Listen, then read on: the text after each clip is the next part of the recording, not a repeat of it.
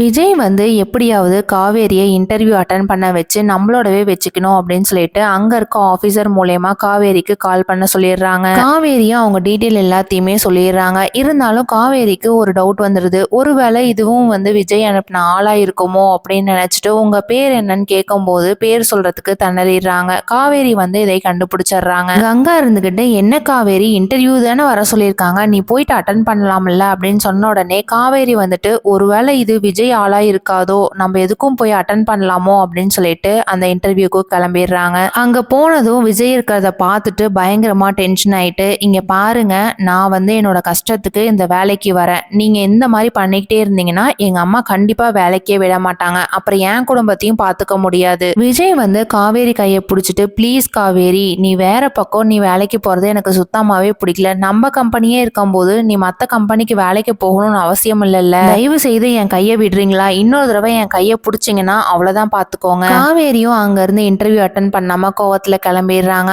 அந்த டைம்ல விஜய்க்கு என்ன பண்றதுனே தெரியாம திருன்னு முழிச்சிட்டு இருக்காங்க. இருந்தாலும் விஜய் வந்து தாத்தாக்கு ஃபோன் பண்ணிட்டு நடந்தது எல்லாத்தையுமே சொல்லிடுறாங்க. விஜய், இங்க பாருப்பா, எனக்கு ஒரு ஐடியா இருக்கு, அவங்க எங்கேயோ வீடு பார்த்தாங்கன்னு சொன்னாங்கல்ல, அதே ஓனர் கிட்ட போயிட்டு இன்னொரு வீடு கேட்டு நம்மளும் அங்க குடி போயிட்டோம்னா அவங்க குடும்பத்தையும் கன்வின்ஸ் பண்ணி காவேரியும் நம்ம வீட்டுக்கு கூட்டிட்டு வந்துடலாம்ல. தாத்தா சொன்னதை விஜய் வாடகைக்கு எடுப்பாரா என்னங்கிறத வெயிட் பண்ணி பார்க்கலாம். தேங்க்யூ.